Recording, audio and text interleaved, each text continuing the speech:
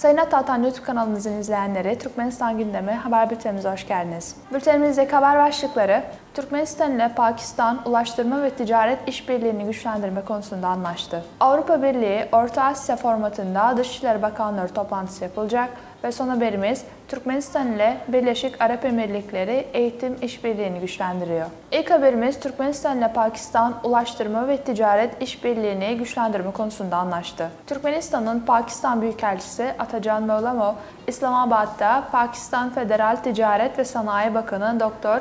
Gohar Ejaz ile görüştü. Pakistan Ticaret Bakanlığı'nın sosyal medya paylaşımına göre, ticaret yolları ve demiryolu bağlantıları, gaz boru hatları ve transit ticaret gibi konular ele alındı. Taraflar karşılıklı yarar sağlayan altyapı projelerinin uygulanması potansiyelini vurguladılar. Pakistan ile Türkmenistan, ekonomik ve ticari ilişkileri güçlendirme ve bölge ülkeleri arasındaki ekonomik entegrasyonu güçlendirme konusunda anlaştılar. Bakan, bu toplantının Pakistan ile Türkmenistan arasındaki ticari ve ekonomik ilişkilerin güçlendirilmesinin yönünde önemli bir adım olduğunu kaydetti. Ticaret yollarının açılması ve iş bağlarının genişletilmesi birinci önceliğimizdir şeklinde konuştu. Buna karşılık Türkmenistan Büyükelçisi Pakistan şirketlerinin Akıllı Şehir Arkadağ'ın inşaat projesine katılmaya davet etti. Bakan Mevlamov, proje için inşaat malzemeleri ve ekipmanlarının Pakistan'dan ihraç edilme ihtimaline dikkat çekti. İki ülke arasındaki ticari ve ekonomik işbirliğinden bahseden Federal Bakan,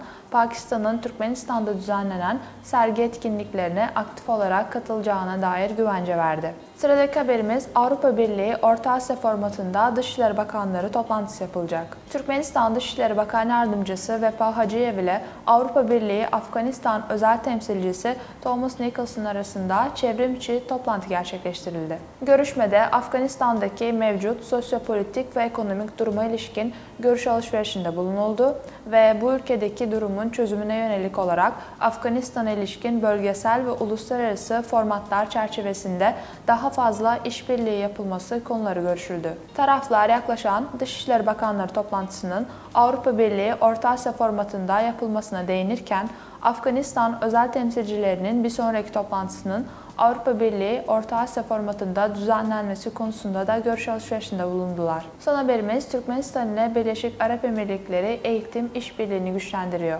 Devlet Mehmet Azadi adındaki Türkmen Ulusal Dünya Dilleri Enstitüsü'nde Türkmenistan Birleşik Arap Emirlikleri Kütüphanesi ve Arapça Dili Eğitim Salonu açıldı. Söz konusu açılış töreni, Birleşik Arap Emirlikleri Anvar Gargaş Diplomasi Akademisi Genel Müdürü Nikolay Mladenov'un Türkmenistan'a yaptığı ziyaret kapsamında gerçekleşti. Arap dili, şiir, nesir, folklor, dini metinler ve bilimsel eserleri kapsayan zengin bir edebiyat geleneğine sahip. Emirlik edebiyatı, Arap kültürünü, geleneklerini, değerlerini ve modern eğilimlerini incelemek için değerli bir kaynak.